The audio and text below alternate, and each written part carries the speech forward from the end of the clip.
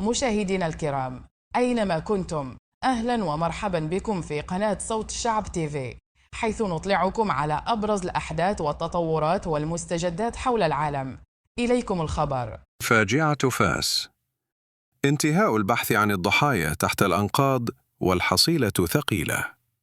قبل الخوض في هذه التفاصيل، لا تنسوا الإعجاب بالفيديو والاشتراك في القناة لتتوصلوا بجديد الأخبار. إليكم التفاصيل. كشفت السلطات المحلية بمدينة فاس عن انتهاء عمليات البحث والإنقاذ بعد فاجعة انهيار بنايتين مجاورتين من 4 طوابق، والتي وقعت ليلة الثلاثاء وصباح الأربعاء، مخلفة ماسات كبيرة في المدينة. وقد توقفت الحصيلة الرسمية عند 22 حالة وفاة و16 مصاباً بجروح متفاوتة الخطورة، وفق ما أكده مصدر مسؤول. وتم انتشال الجثث من تحت الأنقاض ونقل المصابين على وجه السرعة إلى المستشفى لتلقي العلاج، حيث يرقدون تحت متابعة طبية دقيقة.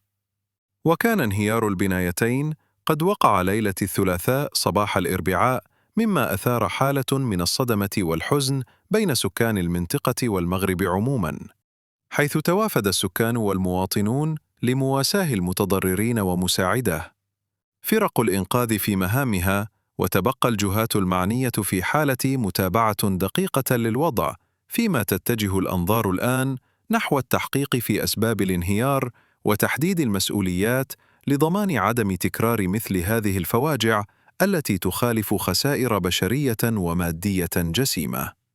إنا لله وإنا إليه راجعون. شكرا لكم على حسن المتابعة. دمتم في أمان.